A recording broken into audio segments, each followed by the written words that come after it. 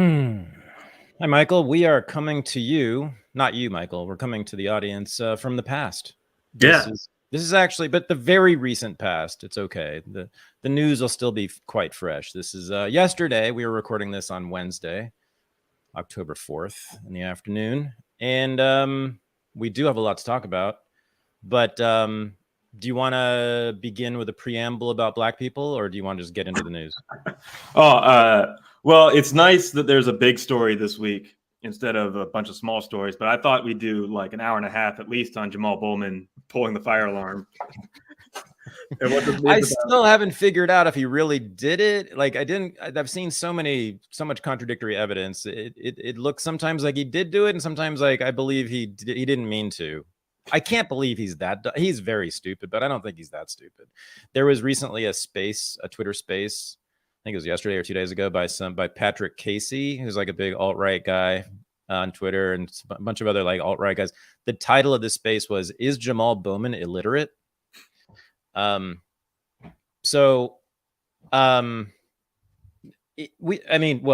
Bowman, that's someone to talk about, because everyone should go check out the video. Was it Max Bloom? No, it wasn't Max. It was a Gray Zone guy. It was like Liam Cosgrove, or I think it was one of the Gray Zone guys, confronted him about Ukraine. And Bowman's just on his phone. He's like walking down outside the Capitol building. And Liam comes up to him and asks him about Ukraine and pesters him with all these questions, right? And Bowman's just on his phone, like just da-da-da-da. And he finally goes, "Because Putin's a madman." Da-da-da-da. It was like, this is the leader of the House Democrats. That is quite something. He's a complete fraud.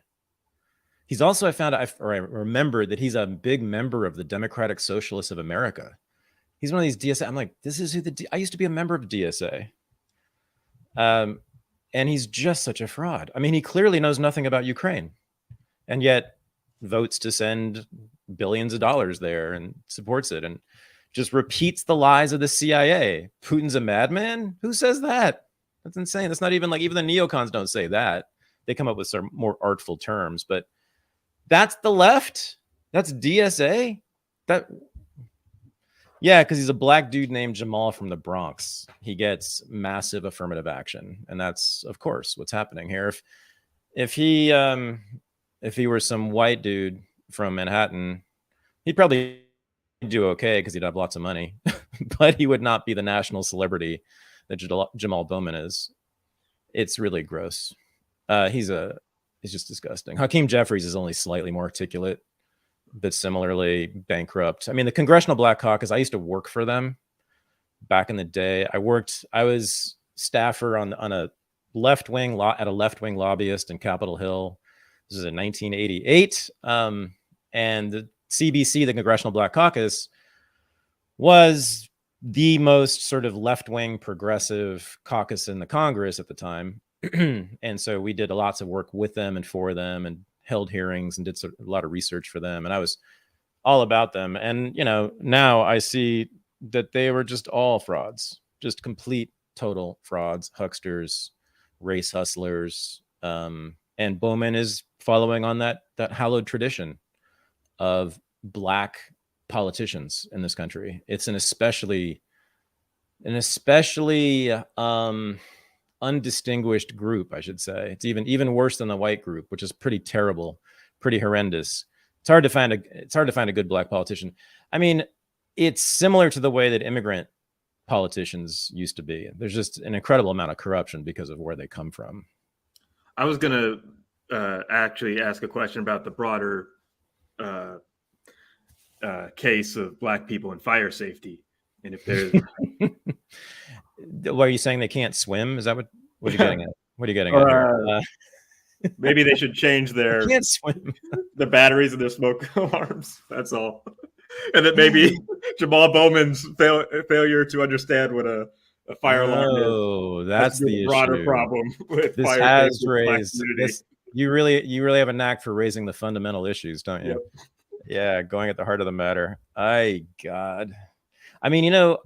whenever we're sort of picking the topics for the show, I often think, do do we really want to talk about like Congress and who's running for president and all that stuff, the horse race stuff?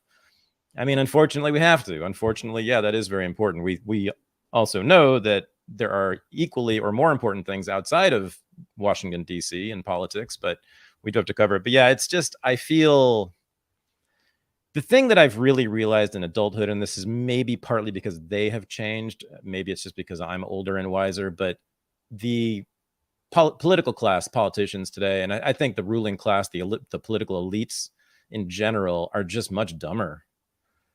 They seem to be. I mean, that is, I know a lot of the people I follow in geopolitics think that they think the rulers of the West, the Western countries, are just declined in competency. Like they're just not as intelligent as past leaders. Like there is no Henry Kissinger anymore, you know, a real thinker, a real innovator, a real leader. Now we had Tony Blinken, who's like this mealy mouth, wishy-washy dude. I don't know how true that is, but it seems like it. I mean, you look at certainly in the Senate, you look at the gerontocracy. I mean, and then you got John Fetterman toddling along, quite literally toddling. I mean, I don't know if people have followed this, but if you want to have a good sort of laugh, I guess, I mean, you're laughing at a stroke victim, but I mean, he did choose to rule over you. So I don't mind. I don't mind laughing at people who rule over me, who have power over me like that. Yeah, he's just video after video of him mumbling, stumbling, completely worse than Biden, much worse, incoherently through speeches, in congressional hearings, when he was chairing some meeting on Capitol Hill. He's just word salad, and he's not even, no one's mentioning him leaving office. I don't, that's never happened before. And then this thing about the dress code in the Senate, is it the House too, or is it just the Senate? Did they change the Senate because it was Chuck Schumer who changed the rule? Yeah. I'm the guy who wrote the whole book, like celebrating, like anti-bourgeois fashion and style and cultural expression and rejecting bourgeois and Puritan norms and the other. So I hate that these goddamn lefties, these liberals, really, although he kind of comes out of the left too, have forced me to be a reactionary on these things. There's something about, even though I don't give a shit about the Senate as an institution, I don't care. January 6th, you want to have a go riot in the Capitol building? Think I care? It's not my house. I have no ties to that thing. But, there's something about just the general degradation of culture and the way people dress. And Camille Paglia has been really the best on this, just talking about how people just don't dress at all. And especially, I guess, men, definitely men, they dress in how John Fetterman dresses, grown men dressing like boys, and not even teenage boys. Teenage boys dress better than that often. There's something it's just depressing. And it sort of reminds me of the towns he chose to represent. The other thing about John Fetterman, the guy he LARPs as a poor person. He LARPs as a working class person. He was raised, and he's admitted this, by a very wealthy family. His father was an insurance executive. I think he was even a CEO of an insurance company. And he went to Harvard, and he went to elite prep school. Fuck this guy. He's pretending to be poor with the Carhartt and the gym shorts. But then also he sort of did this like colonizing move, this left-wing colonization move. He moved to that town. What's the town he was mayor of outside of Pittsburgh? Braddock, which was had the highest crime rate in the East Coast or something like that, or at least in Pennsylvania, which is saying a lot because we're talking about Philadelphia here and lots of other horrible places. Highest crime rate. It was 50% vacancy rate in the real estate. It was all these abandoned buildings, and gangs ran the town. And he decides to move there to be a man of the people, and becomes mayor within, 5 minutes, basically. He started running for mayor as soon as he got there. Did all these sort of showy, performative left-wing things, community groups, and having convicted felons show their artwork at the local cafe. It's stuff like that. Go back there now, it's still boarded up houses and people slinging fentanyl on the fucking streets. Same thing. But he LARPed the whole time as this hero of the working class. And he runs for senator. Yeah, right. Did he go to Senate? I mean, yeah, gets senator straight from there. And just an absolute fraud from top to bottom. I mean, every time there's a strike, he'll run to the picket line and walk around trying to look working class, but the way he looks reminds me of the town of Braddock, which I've seen. I've been there, been through there. I've seen that shit. It's unbelievable. It mirrors that. So the general malaise, the physical malaise in my city where I live, the entire Bay Area, it looks like that too now, increasingly. Massive homeless encampments, massive, thousands of people everywhere. So I don't care about respect for the institution of the Senate. Fuck the Senate. I care about looking good or at least trying not to look bad. I mean, it's visual pollution. Do you not want to? I like it when people try to make my surroundings more pleasant. That's men, women, men in nice suits looks better than a fucking Carhartt hoodie. Thank you very much. That's my case. Well, when people talk about the optics of Donald Trump being a clown in the office, I thought that, my anarchistic instincts are like, this is great. People will respect the office less. If decorum drops and the mask drops and these people are revealed to be just as like normal people, just like us, with all the flaws, and they aren't these elevated leaders that we're told to respect and are doing some time-hollowed tradition, that's progress, right? Like, if your little kid looks up to John Fetterman in a hoodie mumbling, and says, I don't want to be a part of that, that's beneath me, that's progress. This is a fascinating case study. I'd never thought of this comparison. It is perfect. John Fetterman and Donald Trump, both born to multimillionaire fathers, silver spoon in their mouth, both chose to, in ways, identify with the working class. Trump never explicitly, never said anything like that, but he adopted the mannerisms, the behaviors, the attitudes of the New York. If you've lived in New York City, you know what I'm talking about. Sort of the outer boroughs, New York working class. He doesn't sound like a rich person from Manhattan. He's a member of the WWE Hall of Fame. So wait, yeah, this is where I'm going. Exactly. That's the most important thing. I'm not kidding. So, okay, so both same background, same choice in a way, which was sort of to cross class, to go to a different class in a way, at least culturally, right? Fetterman chose it the way that I described, which is how you do it if you're a left-winger, especially if you're kind of some sort of socialist, tribune of the working man kind of thing. John Fetterman, as I understand it, is very, very popular among Democrats who live in Brooklyn. I don't know if people who wear Carhartts and basketball shorts in the winter are super stoked about him. Maybe they are, but I sort of doubt it. But he's super popular among the educated ruling class, which is where he's from. Donald Trump, conversely, is just the opposite. The people who live in Brooklyn, the liberals with their lattes in Brooklyn, hate his fucking guts and want him to die. They want him to die so bad. They want his whole family to die. They talk about Melania and Barron being killed too. I mean, these people don't play around. They all have Kathy Griffin impulses. I'm not kidding. But then the working class, large chunks of large swaths, I would say, of the working class of all colors, because he's now pulling in 20 to 30% of the black working class and about the same 30 to 40% of the Latino working class. The difference is that Trump does things that working class Americans also actually do. Working class Americans don't give a fuck about the UAW. They don't care about union solidarity and old labor songs and the redistribution of wealth. They don't, guys. They don't LARP. They don't care. They want to get out of that way of life. They don't think Braddock is cool. They want to get out of Braddock. Donald Trump, I remember when I was living in New York when Donald Trump was becoming big and famous in the 80s and 90s. And the first thing I knew about Donald Trump was that everything that he owned, all of his hotels and his airplane and even his cars, I think, were gilded. Everything had gold edges in it. So everywhere you were in the Trump world you would see gold, which is the exact opposite, right? So the left wing has always imagined the working class as this ascetic, saint-like entity, right? That's same with black people, right? They're this perfect Jesus-like figure, ascetic. They're selfless. They would never spend money on themselves, with clothes or anything like that. God forbid. It's all reversed, of course, right? I mean, the working class actually does like ostentation. They do like dressing up. They do like dressing above their station, so to speak.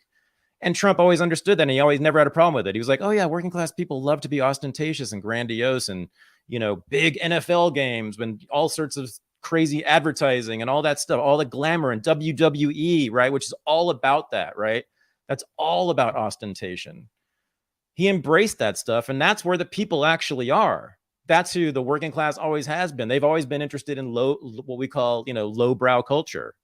And that's where Donald Trump has resided. His entire public career has been in lowbrow culture. And that's why the people love him. And that's why 25 or 30% of black men love him. And meanwhile, John Fetterman's over there doing this LARP performance art for the Brooklyn and San Francisco elite. And they love him so much, they will prop his ass up even when he can't breathe.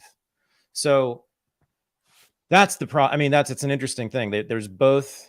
I don't think Donald Trump ever did that deliberately the way that Fetterman did, adopting working class norms and culture. I don't know what his father was like, but it's very striking. I mean, he doesn't. We've all known rich New York people and how they behave. He's not like them. He's always been different, and he's always acted like a working class guy, even though he was close to a billionaire and he was born to a billionaire. So, yeah, that's the difference. Pretty important. But the point about the decline of decorum reflecting or spurging a broader decline in trust in institutions. Oh, yeah. Oh, yeah. Always good. We like that. Yeah, no, but I'd rather do it with mental breakdowns or simply like what Trump does, you know, literally disrespecting the institution, because he has, which is that's where I like him the most, right? The more he disrespects the institution, the more I like him, because I don't like the executive branch of the United States government. Thank you very much. Greatest mass murder of all time, possibly, or certainly one of them. So, you know, and that's just the beginning. I mean, think about what the executive branch has done in terms of executive orders, completely undemocratic, vast sweeping measures affecting the lives of everyone in this country and many times around the world with the stroke of a fucking pen. No, I hate the executive. So disrespect it all you want. I don't want to do that though by, you know, dressing poorly. I would rather they just implode, which is what the Democrats also seem to be doing. Although now they have finally one of them died off, Feinstein. That bitch has been in my life since I was a child. She's been in elected office since I was like in preschool. Literally, I think she was elected to the San Francisco City Council in the 60s. Everybody, in the 60s, Board of Supervisors. She was a Board of Supervisors, I believe, in the 60s, and she has not stopped. And then she made San Francisco what it is, gave all the power to the developers. Long story, but anyway, murdered Harvey Milk, supported every war she could, one of the biggest hawks in history. But you know what? They just kept voting for her. These San Francisco ultra liberals, even like Iraq 1, Iraq 2, even though she went right along with the Bushes, they still kept voting for us. Like, what is this? Even though she loved the defense contractors, even though, oh God, she just sold her beach house. What was it? Or some house for $25 million. Oh, and then her husband was a defense contractor who took in billions of dollars in defense contract. I mean, like, wow. Liberals here, these good lefty liberals too, just kept voting. Why? She voted for gay marriage. Well, yeah, and she was wheeled into the Senate chamber a few times to have her aides vote for her and be present. Yeah. And so she died doing what she loved, politicking. Yeah, I mean that's who died. That's what we're talking about. The embezzlement that goes on, basically. I mean, it's not direct embezzlement, but the way these politicians get rich is just an incredible story that no one ever deals with, really. But when you're a lifetime public servant, which she has been, how do you have $50 million in assets or more? How's that? What? You know, because she's been funneling defense contracts to her goddamn husband. I mean, that's like Roman levels of corruption. What are we doing here? But that's who died. Fuck that bitch. I mean, so much more we could say about her. But the thing was, the left, identity politics just took over the left. And the whole left, they just... anytime some identity gets challenged in any way, that's all that matters. And so because Feinstein and Pelosi has supported every war, and been basically a reactionary in most ways, but always loved the gays. And so the gays just kept supporting her on and on and on. And then, lip service to civil rights, which means nothing in San Francisco, but, they're always super anti-racist. So they got the NAACP on board. That's how they kept winning over and over again. And then the money from the big billionaires, the Getty Oil family, has supported Newsom and Pelosi and Feinstein and all of. They've basically just held up the Democratic Party here as our rulers for decades. My entire life, really. I left, came back, same situation. It's just Newsom, just the children of that generation that used to rule me is back. Mm-hmm. So anyway, so the Democrats, but they have Schumer, who's getting old. He's still lucid. But of course, Biden and Kamala Harris are just grossly incompetent for all to see. And that's the way I like to see it get discredited, right? Isn't that better than just being schlubs? I don't know. Maybe not. Maybe we do want. Well, I think a lot of people are it's hard for the public to understand words and understand sentences. That's for sure. Sentences asking a lot. I mean, only a few of us understand paragraphs. Mm-hmm. So to have just a visual, like January 6th was a great visual. Watching all the politicians cower in fear, that was a great visual to discredit the institution. So watching politicians dress like schlubs is a great just visual of these people. Just immediately it tells your brain these people aren't worth my respect. These are just commoners. That might be, maybe you're right, as always. Thank God you're here to talk to, because I would just have all these stupid ideas I'd run around with. Yeah, we'll see. I mean, we'll find out, I think. This will probably increase, I suppose. I'll bet you the next person to do it, by the way, is some MAGA Republican. Because they have that working class aesthetic too. They kind of LARP a little bit. They're a little more genuine, maybe, but they seem to be, someone like JD Vance. I could see him at least not wearing a tie or something. I don't know. But what else? Let's do some news. Yeah. Well, you brought up Feinstein, and if we were going to bring her up, I'd want to mention Scott Ritter, when she passed, mentioned that he had looked her in the eyes and said, I saw that. There is no evidence. There is no evidence at all that there are weapons in Iraq. And she said, I understand what you're saying. I will take this to heart. And she still voted for the Iraq war. And then she blamed it on bad intelligence from the Bushes. And that's what all the Democrats who voted for the Iraq war did, is they blamed it on the intelligence from the Bushes to just bypass all accountability for it. And the two most important, as I remember, I think this is right. I know it's right for Biden. I mean, the two most important senators pushing for the war at the time in 2003 were Feinstein and Biden. Mm-hmm. They were big ass hawks. They were into it. They wanted to go hard. They believed everything that Bush was saying. And yeah, I mean, but consistently she's voted. Look at her voting record. I think it's 100% for every military conflict. She's voted for it. Every time she could do something for a war, she voted for it. Loved Israel to pieces for a couple of reasons we can probably guess, but she's one of the biggest supporters of Israel, which is saying a whole lot. And it's just, I mean, since the 1960s, she's been running the governments where I live. What do you say about that? And it's just, it speaks to the liberal voters and the quality of those people. Yeah. In my conversations with liberals and leftists who saw Feinstein kind of as an ally and were mourning her loss, the things they brought up as, she wasn't really an ally of the left, was she didn't support the Green New Deal. Right. I'm like, hey, she voted for the war in Iraq that killed 1 million people. Remember in 2006, that was the biggest thing that liberals cared about for some reason. And you were wanting to impeach Bush over it. And now that's just a afterthought. Yeah, no. Well, this is, again, we saw this with Obama. I mean, this is like already an old story because it hasn't changed. But yeah, with Obama in 2008, the entire anti-war movement disappeared. And they have not been seen since. The mass movement, meaning liberals have not protested a war since 2008. Not even when Trump sent missiles to Syria. They have not once has there been any kind of protest against any war by the United States since then. No military interventions by the United States.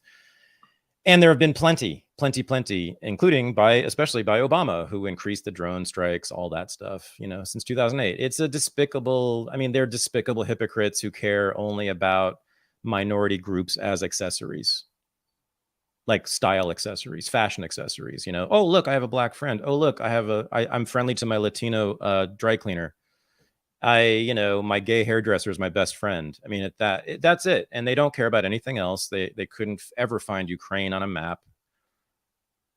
They don't know anything about economics. They really don't want to know anything about economics, because that's where their fantasies fall apart immediately.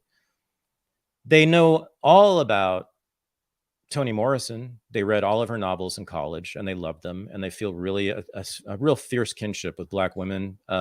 And they want to support them. And they know that Donald Trump rapes women in the pussy, and they're going to do everything they can to stop that. So. Okay. Okay, Thad, shut up. Well, I want to talk about the speakership being lost by Kevin McCarthy. Big news. Yeah, this will be slightly older news by the time people see this, but yes, it's I said, it's right now it's 5:00 Eastern time on Wednesday, so this just came out. But go ahead. Yeah, I want to set it up because, hey, every week we have a big domestic story. We don't have to talk about the war in Ukraine, but what led up to this is the Ukraine aid got left out of the shutdown funding package. I got the article from Business Insider up, and I want to talk about how that's being reported. The headline says Ukraine aid left out of shutdown funding package as MAGA wing moves GOP towards a more isolationist stance. So not choosing to send $6 billion is a radical wing of the Republican Party pushing us towards isolationism. That's radical. Yeah. Remember, everybody, when the anti-war movement used to be radical? What the hell? Yeah, so I guess it is. Once again, it's radical. Well, this is what needs to be said. It is the same movement with different people. The movement that opposed the Vietnam War was radical at the time. They all chose to become socialists, and some liberals. And the anti-war movement of today is correct. It is radical, because the entire ruling class, the entire establishment, every major legacy news media organization, every single Democrat, and 3/4 of the Republicans totally support the Ukraine war, totally support sending 140. They have not objected to $140 billion of money and weapons going to the Ukraine war. By the way, I just saw Bill Kristol and Fred Kagan complain on a podcast about how everybody's always mentioning these high numbers, but they don't understand that money is all going to American defense contractors. It's going to Americans, defense contractors. I was like, oh, Raytheon's getting that money? Oh, okay. I feel so much better now.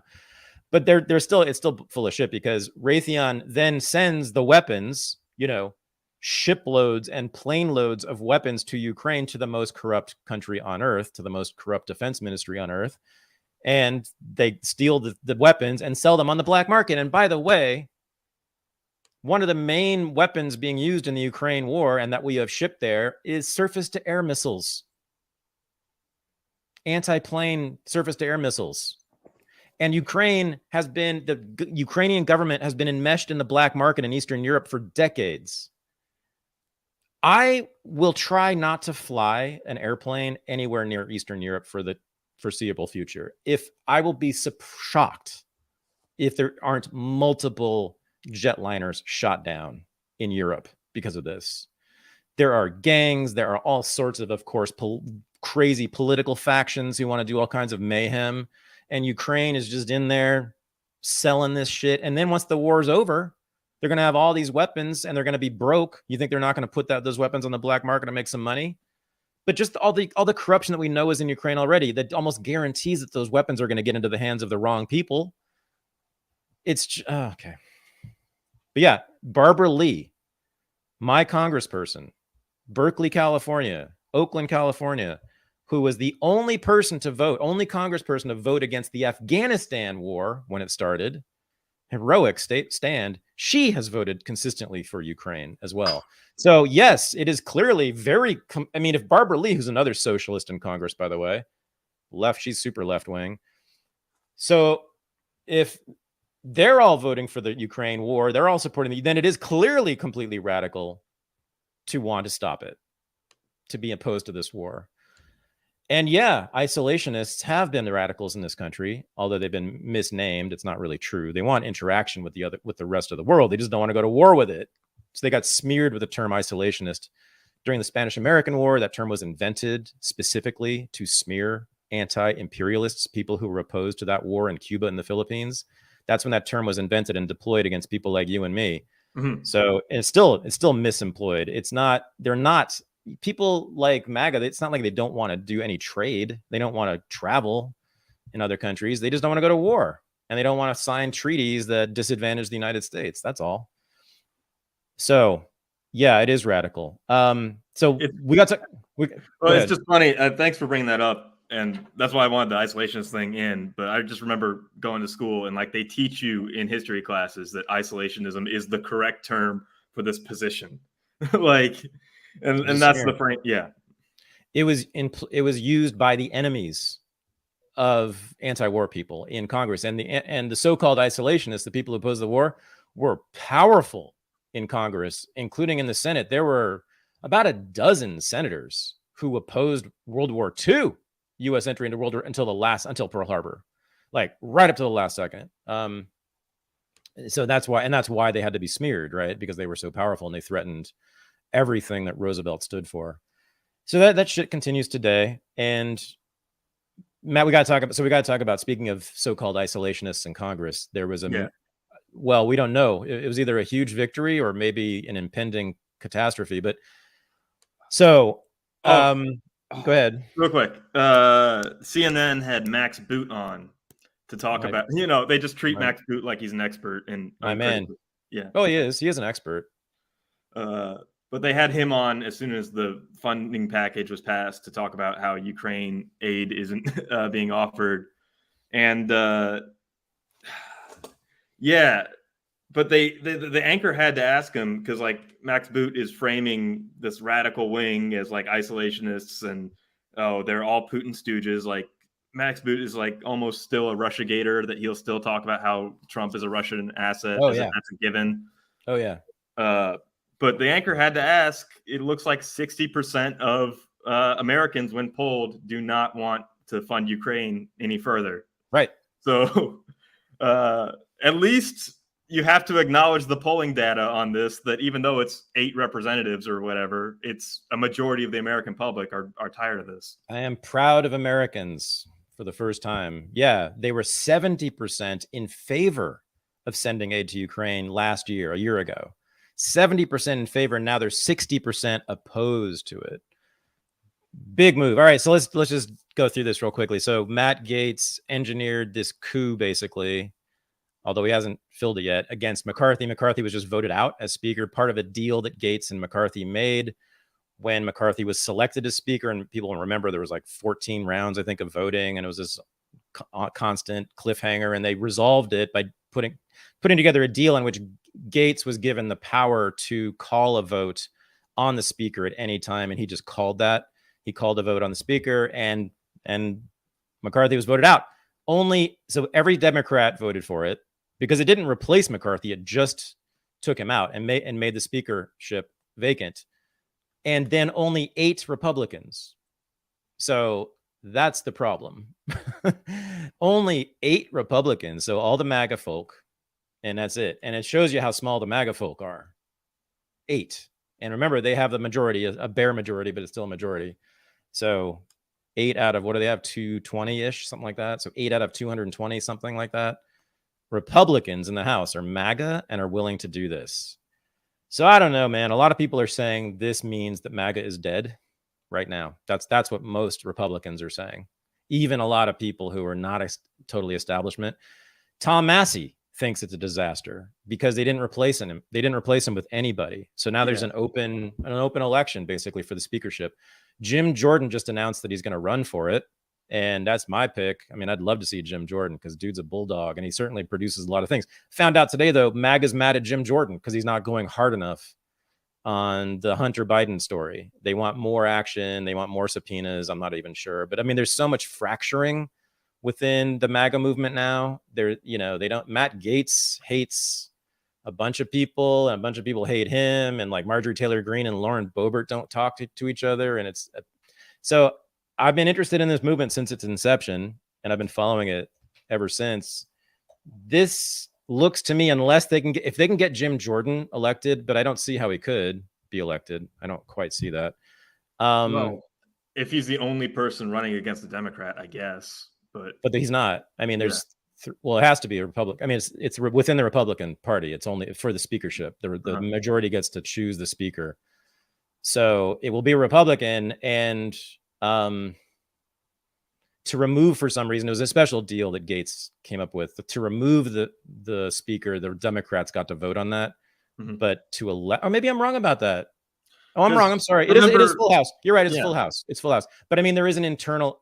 No, I guess you're right. Yeah, you're right. That's right. It's full house. So, yeah, I mean, unless Jordan wins, I do see this as potentially the end of MAGA, because they got smashed in the elections when they were supposed to win everything. And including me, I was proven totally wrong about that. That was a big blow. And this is the second one. I mean, if they just replace McCarthy with another rhino, they're done, because now they look childish and irresponsible. What do you think of none of the Democrats showing support for McCarthy? Well, no, they all did. They voted him out. Right. That was purely tactical. Purely tactical. Right. I mean, I think they don't care. It's just to make the Republicans look bad. And that's the whole line is, look how irresponsible they are. Yeah. but then they voted for it. So whatever, Yeah, Michael Tracy was talking about that. The New York Times headline is "Far-Right GOP Faction Throws House into Chaos." But the Dems all voted for it. Yeah, as if the 210 Democrats had no impact on this at all. Right. The people who voted for it. Yeah. Right. And in fact, they're the reason. I mean, yeah. So, well, again, just shows you how cynical and opportunistic and careerist they are. They're pure politicians. Although, then again, there is a guiding ideology. There is a guiding ideology that takes them to places like Ukraine. I think it's an interesting question. Like someone like Jamal Bowman, who's so obviously corrupt, or Maxine Waters, who's so obviously corrupt, or Feinstein or Pelosi. How much of their motivation is ideological, like they really believe this, it's really in their heart, and how much of it is just for power and status and wealth? And this is a question I'm always bringing up, but I think it's the most important question, because that's the most important thing, is what these people do, unfortunately, in terms of how the world is shaped and organized and run, and how the economy works, and whether or not we're at war. Unfortunately, these people's fucking psychologies, those 535 people, and then the president and vice president, those people, I mean, that's what determines what the world looks like. And so their motivation is what we need to understand why things happen. And a lot of people get very confused about this. A lot of people on the right and the left assume everything is economic motives, right? Everybody just wants to get rich. So every war is about this, especially the left-wing thing, the Marxist. War was about, everybody on the left will always say that, it's always about, the war was about oil, or was about, enriching defense contractors. That's still a common thing. It's said. I mean, that's always one of the consequences, is that defense contractors get rich. And of course, defense contractors therefore vote in very particular ways and donate money to particular politicians. Of course, that's important, but that's not ultimately why we went to war in any case, not even in Iraq, where it seemed like that might have been the case. Not every single war we fought was for purely ideological reasons, especially Iraq, because remember whose idea that was. It was the neocons. Do you think they're not ideologically driven? Of course they are. They're a bunch of intellectual professors who write books for a living and do podcasts and write op-eds in the New York Times. This is their religion. And they managed to convince the rest of the country of their religion briefly. And that's why we went to war. And this is for every war. Vietnam, same thing. It was about the LBJ said, we got to bring the New Deal to the Mekong Delta. We have to We have to develop and modernize the rest of the world so that we can have good commerce with them and no more conflict. All ideal, and make them Americans. It's about ultimately making everyone American. It's the American exceptionalist religion. So it's super ideological. And then with domestic stuff like welfare, of course it's ideological. And it's also about constituencies. I mean, if you are a congressperson in an urban area, then you're going to have to support welfare. But you probably chose to be a congressperson in an urban area because you already support welfare ideologically, like AOC does, right? It's a weird thing. It's a weird thing to figure out how to balance ideology with material interests. But I think people tend to undervalue in this country. People tend to be more ideological, by the way, than other countries in politics. I think in this country, I think in general, we undervalue the power of ideology in the motivation of politicians. I think they often are true believers, at least on some basic level. Biden, I don't know about. Some of them seem completely crass.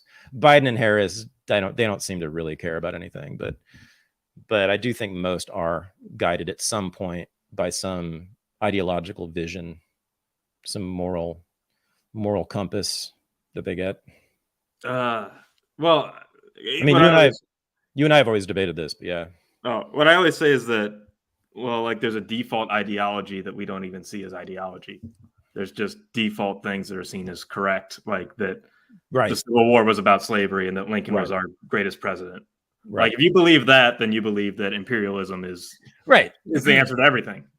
Yeah, I mean, and I agree with that. I mean, that's on the side of my ideology argument. You can call it Yeah, but like when you say these people are ideologically motivated, it makes people run to like ideas of like Marxism or like some ism when they don't necessarily take all of our liberal assumptions as an ideology itself. Yeah, they don't need. It's an extremely important point. You don't need to have ever read a word of Marx to act like a Marxist. You don't have to have read a word of anything to act like anything. And you're right. It is certain ideologies have permeated all of us and suffused the air around us. And, which ideologies we're talking about, basically the ideology of the Democratic Party. The ideologies of the Democratic Party are what's in the air. It's what's taught in the schools, for starters. It's what's on PBS. It's what's on NPR. That's the official, and that's all left-wing Democratic stuff, by the way. Turn on NPR, PBS, you will be stunned. They don't care at all anymore. They're purely Democrats. In school, you will be taught, for example, that FDR got us out of the Great Depression. Oh, yeah. The whole line. Lincoln and Roosevelt were awesome, and all the rest of it. But yeah, but all of the ethos about race, of course, and gender and all that crap. I mean, it's all there. So yes, someone like Kamala Harris, remember she and I grew up in Berkeley at the exact same time. Growing up, I know this from direct experience, of course, growing up in that environment, and it happened to me too for many years. Growing up in that environment, it's just the family religion, and it just enters you and you follow it because you know who's good and who's bad in the world. And it makes life very easy, political life very easy. Republicans are bad and capitalists are bad, and Martin Luther King is great. Yeah, the criticism right now of Matt Gaetz that you hear a lot from the media is that he's just doing this for his own personal gain. Case in point. What does Matt Gaetz have to gain from this? He's making himself a pariah. And know how far ahead in committees and in his career he would be if he would just toe the party line like everybody else. And he's not even running for speaker. Yeah. If you're running for speaker, okay. But I mean, yeah, no. By the way, I've been a fan of Matt Gaetz since he won election, since he got into Congress, because he was on War Room right away. So I've been following him since the jump, like for whatever it is, 4 years, I guess now, 5 years he's been in. But he's very smart. He's very articulate. He's very powerful. But he was one of the few people from MAGA to not go down the anti-groomer, drag queen, story hour, rabbit hole, black hole thing. He didn't get into that stuff. He stayed out of that. And he just kept going after the important shit. Like, what's the origin of COVID? Why are we supporting the Ukraine war? He's also for closing the border. That's a big deal to him. I think I'm not, but I have to think about that some more. I'm not sure, but I'm not necessarily for that. But, you know, I respect the position nonetheless. He's really good. And if he ever ran for national office, I mean, Senate or president, I might support him. I don't know. He's good. He also supported the legalization of MDMA, for God's sake. Mm-hmm. That alone, you know. Well, I think I can convince you to be pro closing the border pretty quickly. I think we might have gone over this once, but it's the idea that instead of thinking of it as the United States border, you should think of it as Texas's border, and whatever Texas wants to do with that border should be what they do. And okay, yeah, chances decentralized. Yeah. I think there was a video of like United States border agents tearing down barriers and barbed wire that the Texas patrol had put up for their border, like superseding the Texas border patrol to let immigrants in. And so, you know, if you decentralize this issue, I think it'll be more protectionist. And I think that's your impulse with all things, essentially. I'm always for decentralization. I would support that passionately. Mm-hmm. Allow the states, each state, to individually determine their border policy. Mm-hmm. Totally. Their immigration policy, straight up. I mean, then you look like Europe in the 1980s, where you got to pass through checkpoints every time you cross a border, you know, which is all the time in Europe if you're traveling through there. There is a theory on the right that might be correct about all this, which is that the Democrats are deliberately targeting Texas, as a matter of fact, and trying to bring and keep as many migrants in Texas as possible to make Texas solidly blue state, to really because they think that if the idea is that Democrats would see, and I think this is correct. I mean, if they turn Texas blue, that kind of breaks the back of the Republican constituency, because Texas has such an outsized power and so many votes and so many people in it. So that could be very much what's going on. The thing is, though, as we said earlier, I guess I don't really know why MAGA is so upset about the border crisis, because to me, what I see is a lot of potential Trump voters streaming in across the Rio Grande. I mean, aren't Latino working class people the Trump constituency? Isn't that his demographic? I think it is. Like, so why? I mean, that's what Texas and Florida potentially proved in 2020, that Latinos showed out in massive numbers. Yeah, and it's growing all the time too. Mm-hmm. So I get, again, like, if it's about electoral manipulation, which has always been the charge of the right against Democrats for what they do with the border policy, and I think that's sort of correct, you know, because for a while Latinos were a pretty solid Democratic bloc, but not now. I mean, you think those migrant dudes from Honduras never watched The Apprentice? You know, don't think Donald Trump is a cool celebrity? Do you think they're upset about what he said about pussies? Well, no. I mean, no, they're going to vote for him. If they're allowed to, they'd probably vote for him. But so like in 2016, like one of the first issues was Donald Trump wanting to close the border and being sort of protectionist economically. And there was the idea that has been perpetuated by the media that he's the harshest border president ever, that he hates Mexicans. Yeah. That's what's perpetuated. And I think that idea is out there. And a lot of people are coming to the border under the assumption that Biden is going to be more lenient, when in actuality he's deporting more and putting more detention centers. Right. But see, that assumes that migrants vote against people who are anti-immigration. And that's not true at all. So people, when they are migrating, of course, they want the open borders person in, and they don't like Trump so much.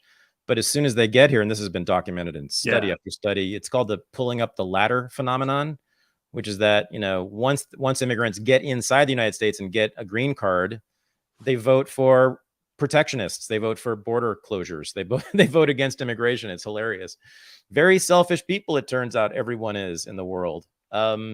You know, they vote against immigration by people from their own country coming in. I mean, they're completely selfish. So no, I think these Latinos coming in, if they do get a green card and do get to vote, they would, I think, more likely vote for Trump. I don't know. I could see that. I mean, yeah. So I don't quite get why Democrats are why MAGA is so upset about this. Yeah. I mean, except for all the reasons they talk about. Yeah. Except for a lot.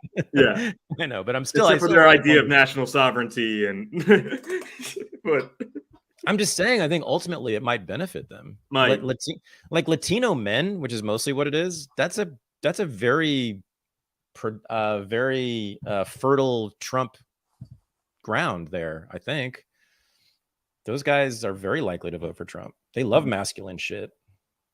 Honestly, just Trump's masculinity, that alone is going to get a lot of Latino men to vote for him for sure. That's why a lot of black men like him, because they're not afraid of masculinity. It's true. Man, I wish I had more prepared on the border because, you showed Jesse Waters and Stephen Miller talking, and Stephen Miller saying the border is the number one issue, and it looks like it might be again in 2024. And then there's the border thing in Europe, but I just had that article up again, and there's some verbiage in there, the Ukraine aid article in Business Insider. There's some verbiage in there that I keep seeing repeated by members of Congress and the media, calling members of Congress Trump loyalists, as if they are members of his army and implicated in all of his crimes, and that they are wings of Trump with no mind of their own. And then the photo that they chose for this article is President Trump and Putin have a talk as they take their way to the family photo during the Asia Pacific Economic Cooperation APEC Leaders Summit in 2017. So,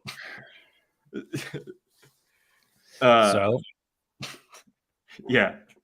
What do you conclude? Russiagate is still going on, apparently in the minds of the media.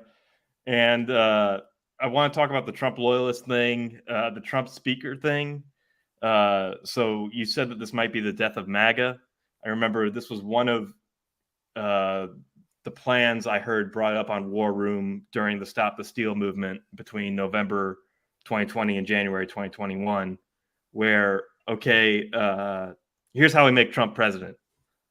You impeach Biden, you impeach Harris. I heard that. And then we have Trump as Speaker of the House. When we get our majority back in 2022, we'll appoint Trump as Speaker of the House, kick them both out, President Trump again. It's flawless. It'll work just as well as what they did with the election in 2020. Yeah.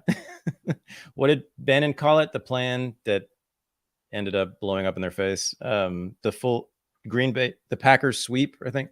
Green Bay Packers sweep. It was a football metaphor. Yeah, it's going to work out just like that. But yes, no, I like it. And in fact, I don't know exactly how many have said this, but I know that many people, of course, are calling for Trump to be the speaker. And that would be, I don't know what that would be. It'd be fun. It'd be maybe better. Maybe better because he doesn't have executive power. And so there's less at stake. I like that. He has less. I like that he has. I don't want anybody to have that executive power, but there's something about him having it that's especially scary. But yeah, and also just the Democrats might be less freaked out about him because of that, but just constantly annoyed, but not apocalyptic anymore, is what I'm thinking if he became speaker. So that the war between the parties would be like that. It would be sort of normal fighting like you see in British Parliament, but not crazy stuff like, the end of civilization is nigh and he's Hitler and all that. It might also help to normalize him. He's still not normalized. I could see that happening. I think I could see Trump becoming normalized in the culture if he became speaker, but it would be fun. I mean, I don't know if he wants to do it though, because it's constant fighting and he wants to be the big dog, like the real big dog. Yeah. Constant fighting. And also it's management. He's managing the party all the time. You don't want to do that. That's not fun. But again, line of succession: impeach Biden, impeach Harris, and then you got Trump, President Trump. Well, there's other ways that the speaker can become president than impeachment, especially if you want to have a very old president. Feel me? A very old president and a very incompetent vice president. Can you imagine if Biden does croak? in the next year, and she's got to become president for a while. Oh boy, she's dumber than I thought. I'm like, how did you go all the way through law school, become a prosecutor, and then the DA, and be this dumb? I don't get it. Oh, it's because she's a woman, I know, but besides that, I don't get it. I've got a fun, feel-good affirmative action story. Okay, good. I love those. Did you hear about the Grace Hopper technical conference that happens in STEM? No. Okay, here's the clip. Career conference for females in tech was taken over by male attendees. They were there just purely for the career fair. Social media clips filmed at the Grace Hopper, the world's largest gathering of women technologists, show men standing in line to meet with recruiters. This is a space for women in tech. This is one of those few limited resources that isn't for you, it's for us. Some of the male attendees reportedly lied about being non-binary just to get in. But it's interesting that the large majority of the people that actually ended up in the event had name tags with he, him, and have no searchable history of identifying as non-binary. Several tech workers defended the men for trying to capitalize on job opportunities not meant for them, saying that the entire concept was wrong. Let's be honest, there is no need for a conference just for women, because if it was the opposite for men, then it would be sexist. Just because you are a woman doesn't give you the right to talk to a big firm recruiter. Guys work just as hard and they don't get that chance.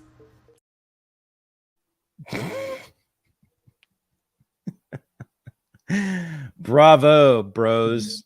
Yeah, more of this. I was just thinking, and I've always thought this, why haven't we had a white kid apply as an African American on an application to Harvard? Why not? They cannot disprove it. And they to disprove it, they have to engage in flatly racist talk. Right? They have to talk like a classic racist to say that you're not black. Yeah. I mean, what are they going to do? Look at skin tone of your ancestors' photographs? I know. I almost had the balls one day.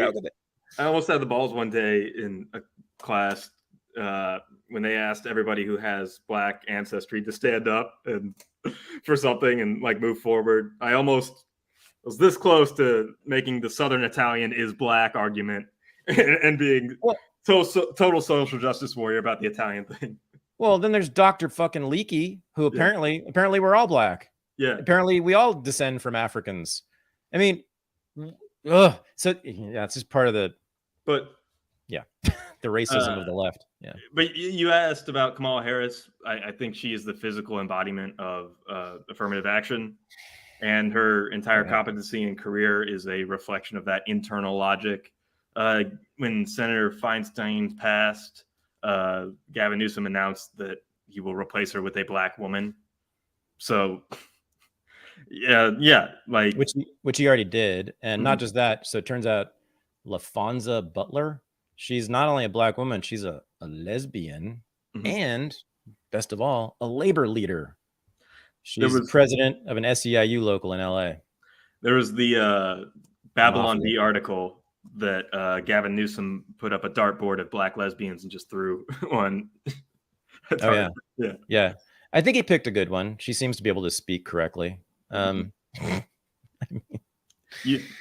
my God. They always want their black politician to be Obama. That's their dream. They're just always hoping, please. And they really want like a woman Obama. They want like the female version of Obama. That would be like mass democratic orgasms. Yeah. But they're waiting for their next Obama. Unfortunately, there are no female Obamas. They're holding on. That's true. Yeah. It's true. You talking about Mike? Yeah, Big Mike. Yeah. Big Mike's not a female. Yeah. This as a form of resistance and a form of fighting affirmative action, and like there is I guess the white man who held the conference like castigated all the people who supposedly lied about their gender identity. Yeah, that's what I saw. I saw his little speech, like exactly, chastising these guys for doing this. I'm like, wait a minute. For me, read as like, let's say you have a party and the guys say they're bringing girls and it turns out being a sausage party, and you get really pissed and you're yelling at your friends for making it a sausage party. Oh, totally. That's what it felt like. Or it's like the bar that gives like, free drinks to women or whatever it is, Friday night happy hour, free for women, but still only dudes show up and you're like, fuck. Yeah. Exactly. But I mean, calling bullshit on this affirmative action stuff. And again, let's do it for race as well as gender. Mm-hmm. We should be able to switch races too if we can switch genders. So, and I think we should. I mean, I think we can. To me, they're all social constructs, so why not? Mm-hmm. Also, using queer theory to invade female spaces. Like, yeah, right. Who are you to say that I am completely 100% binary male? Totally. And who are you to say that I can't be a non-binary person who uses he, him pronouns all the time? Totally. Yeah. And what if I change my mind tomorrow and go back? So what? You're saying this is not authentic and real? I thought gender was fluid and it's all about how you're feeling. So if I feel like I need to apply to a job, I'll be a woman. Are you saying I'm not speaking from my truth right now? Exactly.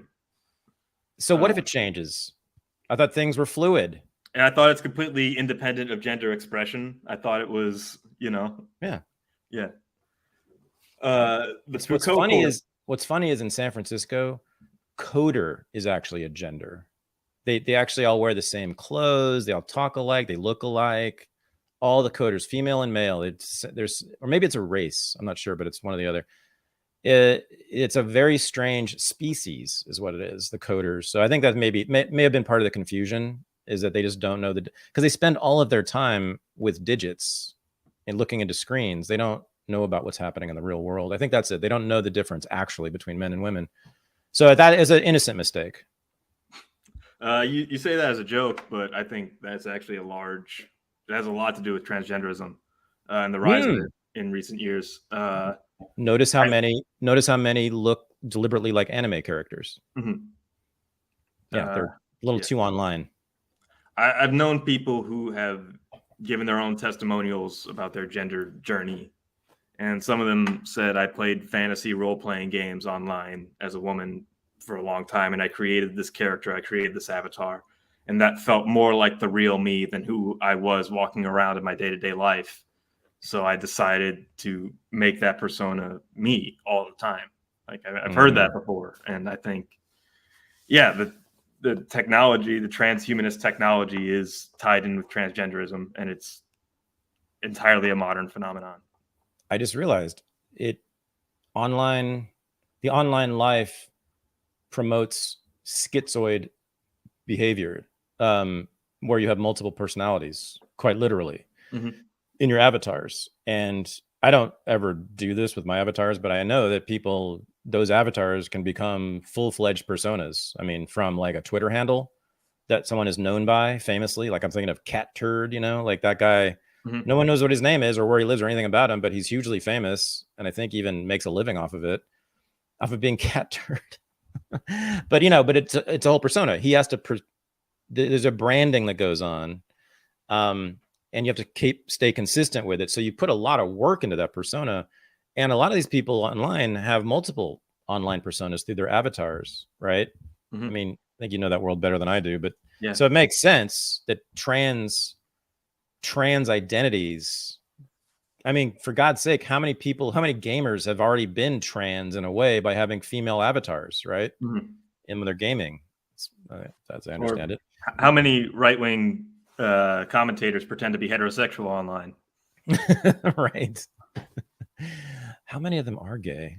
I don't know. Yeah, I think George Santos is the tip of the iceberg. So yeah, I mean, I think you're right. It makes a lot of sense. It's part of it. The trans movement emerging when it did. It's a fascinating question still. I mean, the most common analysis of why the trans movement emerged when it did is that, but I haven't really seen the research on this. I haven't really seen this documentation. I've just heard good stories like this. The story is that when gay marriage happened, right, all the gay marriage organizations needed a new occupation, needed a new mission. So they invented the trans movement as their new mission, put all this money into it to justify their own existence. and that's where we got it from. So it's astroturfed in that way. The thing is, these trans people are very passionate. It doesn't seem very astroturfed to me. It seems actually quite genuine, and that's the unfortunate part, is that they really do seem to care quite deeply about it. And I've known some, and they're all very passionate. Even the ones who are not political, they have very powerful feelings about it. So I don't know, man. What do you think? How much do you think Big Gay had to do with this? Well, there's the Owen Benjamin hypothesis that it was Big Pharma. Oh, right. Once these hormones got on the market and gender dysphoria was no longer part of the DSM as a disease and something that Big Pharma could make money off of by treating kids, that was a big push. Bro, that's right. I did watch one of Owen's live streams, and he was talking about that, and I was really fascinated, but I didn't follow up on it. Mm-hmm. Tell me more about that? What's Owen's take? That makes a ton of sense. And now I'm thinking, boy, we created a monster with Big Pharma. The government's giving Big Pharma companies all those powers with the patents and everything, and these exclusive deals, like with COVID. I mean, created maybe the worst monster. And that's Big Pharma is the reason we had COVID and trans at the same time. Mm-hmm. Wow. Damn. Oh, and I think the isolation of COVID spurred a lot of transing. I know personally. Let me specify. Sorry. Pharma did not create, Big Pharma did not create COVID. The US government did with the Chinese government, but they certainly promoted it as something it wasn't, which was a disease that would kill everyone to promote their own interests as a vaccine maker. But anyway, I mean, they gave us the cultural phenomenon of COVID, I think. They literally sponsored CNN and MSNBC. So, I mean, everything we heard about COVID came from Big Pharma itself. But what a monster. And they coordinated Taylor Swift to pretend to be dating Travis Kelce.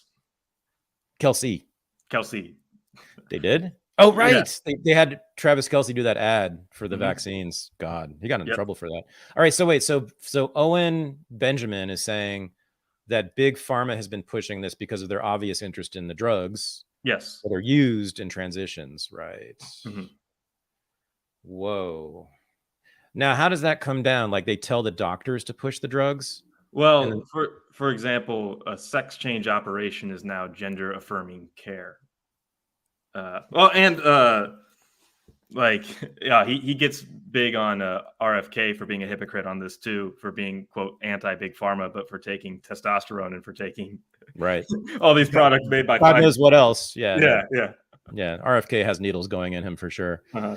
Yeah, you can't look like that when you're 70. Sorry. And also, there's pictures of him from 20 years ago. He looks normal. He does not look like that. He looks like a normal, in shape guy, not Schwarzenegger.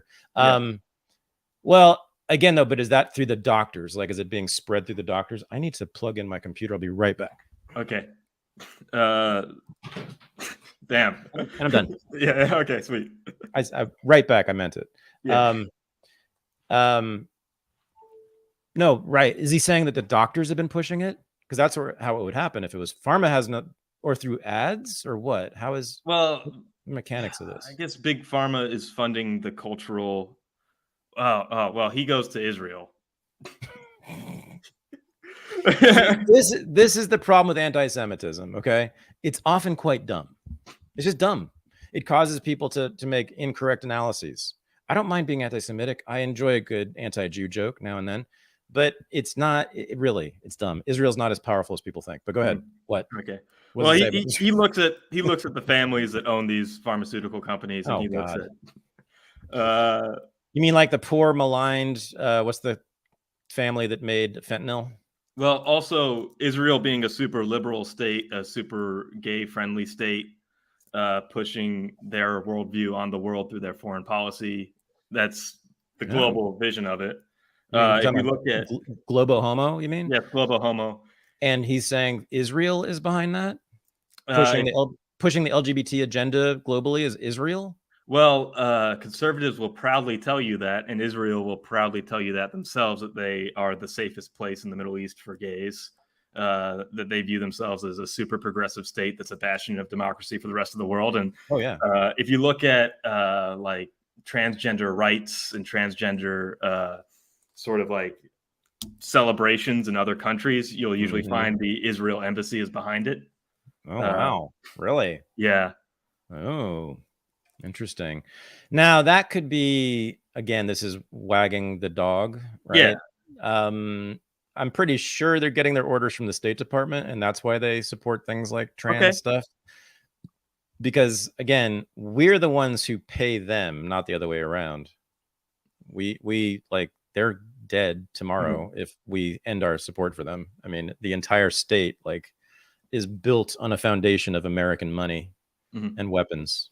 But okay, if you watch American media and every 5 seconds you see brought to you by Pfizer, and you see the cultural milieu, I can't believe I didn't plan to talk about this, but you see the entire cultural milieu being so pro-trans and the culture entirely changing how they talk about this in a very short period of time.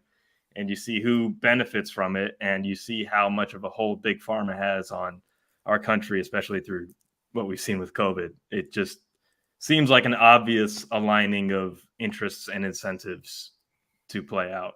Yeah. And the pop-up of all these transgender clinics everywhere. Like there used to be 5 10 years ago, and now there's dozens in each state. Someone needs to do the research on this. I want to see if there was any collaboration between Big Pharma and the gay rights organizations. Well, early on. Or, promoting Caitlyn Jenner as a cultural phenomenon, Right. I mean, that happens. I'm thinking of the institutions who carry this stuff out. I'm thinking about specific operations, how you actually do that. How did they make Caitlyn Jenner into a big celebrity? I mean, that was Hollywood. Yeah. Media generally, right? But the idea that hormones are healthcare, that gender affirming care is a human right, and if you don't have these drugs and you need them, then you will commit suicide, and that it's the most important thing in the world. It's your right to have these drugs. So that's where the gay rights groups come in. That's their language, right? They bring the politics into it. They bring the political piece into it, and then the Democrats drafted off of that. Sort of fought. They saw that become a movement, and then they started to abide by it because they knew their constituencies required it. And the thing is, trans stuff is most popular in the ultra liberal enclaves like Hollywood and San Francisco and New York City. That's where all the Democratic money is. And yes, there are a lot of Jews who live there. That's a part of it. I mean, it's true, but it's not just Jews. It's just that's where the Democratic money is in those cities where everybody's kid is a pansexual, whatever. Honestly, it's amazing. There's majorities of girls in schools are now trans or non-binary. It's amazing, crazy in California. So that's where the money is, and that's why they abided by it. The rest of the country is like, oh, okay, I guess we're supposed to. Oh, these are the new gays. Oh, these are the new blacks. We're supposed to be okay. Good, nice to them, and do whatever they ask for, and believe that they're oppressed and dying all the time. Every trans person who was murdered was a sex worker working on the streets. By the way, it's a constant lie that they're just being hunted. It's hookers get killed. That's why they got killed, not because they were trans. It's the weirdest thing I've ever seen. I find it so unpleasant, as we've talked about before many times. Gavin McInnes was right. We have every right to be disgusted by it. I don't want to do anybody any harm, but I also don't like it. And I find it to be anti-pleasure, anti-aesthetic. That's actually where it bothers me the most. The gay liberation movement was all about aesthetics and pleasure and freedom and fun and sex. This is about nastiness and meanness and looking gross. Imposing rules and laws on everyone else. And screaming in people's faces and being totally authoritarian and threatening violence often. None of this is good or fun or none of it's good. Even parts of the feminist movement, believe it or not, were about pleasure and fun and freedom. The good parts of the feminist movement really were. This trans movement has none of that. Certainly the Black liberation movement had all kinds of very wonderful elements to it aesthetically and culturally, right, that we all benefit from. This one, no, it's garbage. It's all about spite and envy and self-aggrandizement and self-obsession and narcissism. It's also the first purely narcissistic social movement I think I've ever seen. It's really remarkable how much it's about me and my and I and everyone needs to conform to my own self-identity. The world needs to conform around me. What is that about? I mean, so yeah. Okay. It's a conspiracy though. I mean, no, but I really want someone to get to the bottom. I do think there was some kind of conspiracy. I also think it struck a real nerve though in a bunch of liberal families. I mean, I think it exploited a lot of weird insecurities, I guess, in liberal families around gender, I suppose, because they all start off as feminist, right? So, and I know this as a boy who was born into a feminist family. You tried to make your kid trans to begin with before that was even a thing. Like you In a tried to sense, make your yeah. kid gender neutral. Yeah. In a sense, yeah. I mean, I'm now, it was not until I was in my 40s, maybe even 50s, that I started to move out of that stuff. Like I really believe that lots of stuff about women and men that I don't no longer believe, but a lot of it was, as I said before, expressions of masculinity were punished. Not allowed. They're simply not allowed. Many expressions of femininity are not allowed in feminist households also, but certainly, you cannot express masculinity at all. And so there's a gender confusion there right away. And I'm right. It goes for both boys and girls, because girls are not supposed to be feminine in a feminist household. That is uncool. To appeal to men, no, you never do that. So obviously this is perfect grounds for gender confusion. And that's why the big pharma and the gay rights groups could have swooped in. This is all hypothetical, but you helped me put this together. I would bet you that is what happened. That was the conspiracy, with Hollywood playing an outsized role, because again, that's the liberal, wealthy enclaves where everybody's confused about their gender to begin with. So there you go. We fixed it, or we solved it. We solved the riddle of the trans movement. It's really funny. Just this sounds like an article from like 2008 on some CD website that you're not allowed to see, that on some CD racist website that we can't talk about, that the entire feminist agenda is to trans your kids. That. Well, I mean, it wasn't that, but it most certainly was an attack on masculinity and femininity. Traditional notions of both the masculine and the feminine, both. And it was explicitly, I mean, they're clear about that. They say, we're against those things. So yeah. Only the most, I guess, untouchable reactionaries have been saying this forever, though, is kind of my point. Well, this is weird. I mean, it's the feminists' own words. I mean, I not only was raised in that household, I studied them. I've taught the feminists. This is what they said. This is their whole thing, was critiques of traditional notions of femininity and masculinity. That's what they stood for, first of all. So they were, and I was with them on that. And I do think those things should at least be critiqued. And I absolutely do like some gender fluidity. I hate being trapped in one particular gender. What I don't like is, of course, forcing other people to conform around one's own gender identity and making it into a political issue in that way. That's the definition of narcissism. Trying to conform the world to you, that's narcissism right there. And that's what the trans movement is characterized by. It's not about access to public spaces or civil rights or freedoms that are denied to them. That all the other minorities had that actually happen to them. Women were actually denied spaces and certain fields of activity. Same with blacks. We know this. Not with trans. It's a different deal. Third, we're gonna have to have third fucking category bathrooms. I think we're gonna have to have trans bathrooms and trans sports. That's how it's going to be resolved. And they're going to play with each other, and they're going to go to bathroom with each other. And they'll probably have a civil rights movement about that. And this will continue. But once there's a trans space, they won't be happy with that. They want to be affirmed and invade and be validated everywhere. Yeah. So and by the way, we're talking about trans activists. We're talking about the political people, people who make this political, not trans people, not all of them. I mean, but yeah, the trans movement is clearly authoritarian and in every way. I mean, they really do. They're not sophisticated the way that fascists are. They don't have critiques of the political economy or anything like that. But in terms of their tactics and their mood, they're very fascistic, very brown shirty, threatening to kill TERFs constantly, beating up women, being very violent. What's her name? Parker Posey, that British woman who's the leading TERF. She does like global speaking tours against the trans movement. I mean, they're trying to kill her. It's a bunch of like giant dudes in dresses go to her rallies and threaten to kill her. No exaggeration. They threaten to kill her all the time. I just want it to go away. That and COVID are just the least attractive political issues I've ever dealt with. And I just hate that we have to talk about either one of them. Every other issue, no matter what it is, I'm always interested in talking about it. And it's always, there's one interesting or pleasurable way to go about it, to talk about it, but not these two. I dislike everything about both of them. I just want them to go away. Mm-hmm. But because now we've identified the source, the origin of both. Big fucking pharma, possibly. Right? In a sense, I mean, the COVID culture and the trans movement.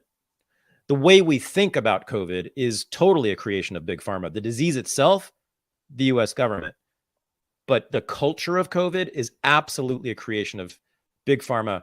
The culture of the trans movement, absolutely also, I think, at least supported by big pharma. So that's an interesting thing. And again, big pharma is the most fascist industry in American history. I mean, no other industry has had that degree of collusion between business and government. I mean, the patent system alone is just horrendous and has caused untold suffering by so many people.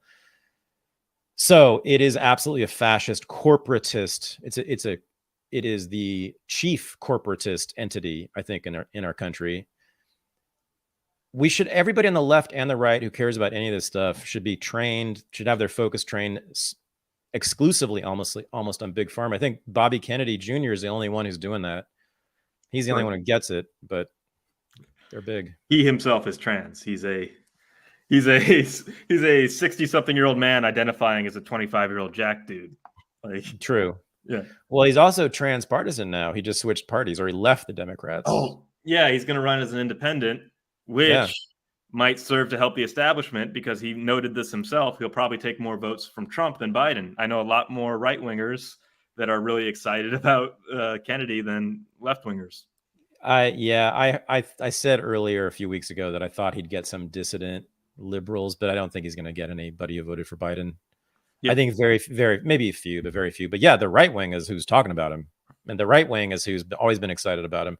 Although, I mean, dissident lefties like him too, like the gray zone guys. They're tiny. They have no constituency. Yeah. And yeah, I have seen one I'm a Kennedy Democrat flyer in a progressive area. I'm a Kennedy Democrat lawn sign. So I've seen that. Okay. But I mean, there will be a few. I just don't know if it's going to be a voting block that's going to mean anything. Mm-hmm. I just don't know if it's enough people. But yeah, so he's running as an indie. So that is, to me, the main message there is just a renunciation of the Democrats. And it's a statement that the Democrats are done, which is true. They are. But you were going to say? Oh, well, again, he might take more votes from Trump than Biden if it's Trump versus Biden again. Like, I can see if literally Hitler is on the ballot again as Trump, that the entire Democratic Party will do what they always do and unify behind the candidate and vote blue no matter who. And some people who are angry at Trump over being Mr. Operation Warp Speed and Mr. Wear a Mask and all that, Mr. I Love Big Pharma in Israel, will go for Kennedy. Right. Yeah, I think so. He's going to help Biden.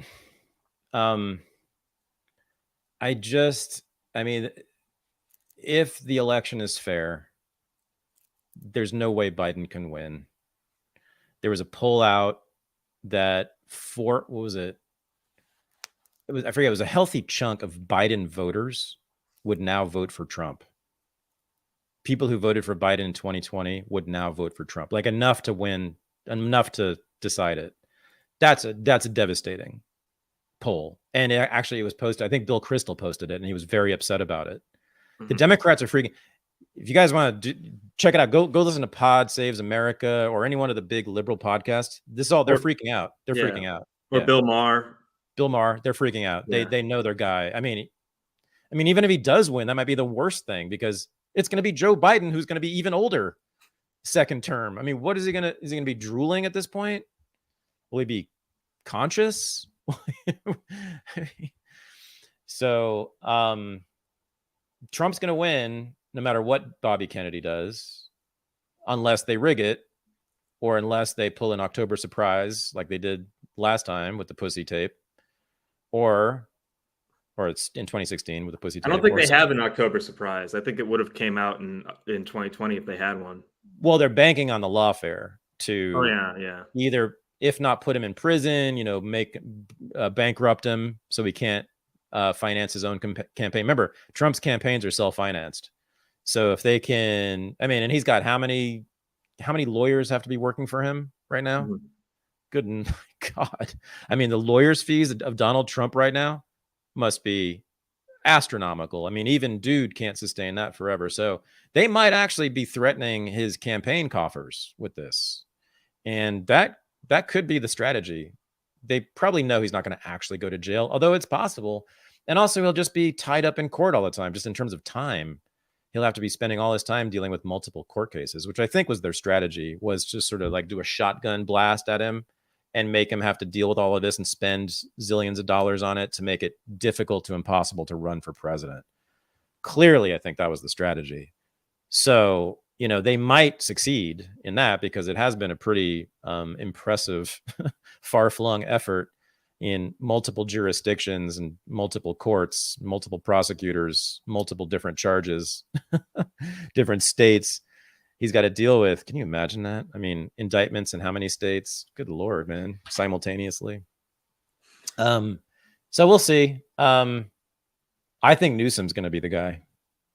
I think there's going to be something's going to happen in the Democratic Party in the next, I don't know, few months, probably this fall. It has to happen soon.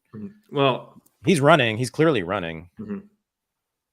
He just vetoed that crazy trans bill. Yeah. Which would have, it went to his desk. I can't believe it. The California state legislature actually passed a bill that would allow court judges to take into account whether parents correctly gender their children in custody battles, meaning whether they give custody to a parent or not could be determined in part whether they abide by gender ideology. Whew. And Newsom, of all people, Mr. Gay Friendly, he vetoed that shit, which is confirmation he's running for president. Yeah. So bring it on, Gavin. I look forward to that. He's fun. At least he's articulate. He can talk, and he's sort of smart. He's kind of talented politician, which is why they want him. But they're going to do something they're going to continue to undermine Biden. I'm talking about the Democrats. I'd rather have drooling Biden than silver-tongued devil. Than slick Gavin. Yeah, who can possibly actually get stuff accomplished. Man, those housewives are going to love those MSNBC housewives. Are going to love them some Gavin now. I don't know, man. That's a block. That's a formidable block. The Gavin girls. They're gonna have a name like that. I bet you. It's gonna be so disgusting. It'll be hard to even look at the TV anymore. All right, we should wrap because you got music to play, don't you? Yeah, I got a long story, but yeah. But you're playing music, right? I'm playing music. Yeah, I've got. As this is airing, I've got a concert, and I'm seconds away from a rehearsal for that. Well, I bet there's someone in Indiana who's gonna. Oh, it's tonight though. Right. Yeah, it's already happened. It's already happened. Okay. It's happening as we speak. Run. That's great. Run. Right, cool. Well, next time, announce your gigs. Yeah. Yeah. The whole world. There will be people near there who watch this for sure. Yeah.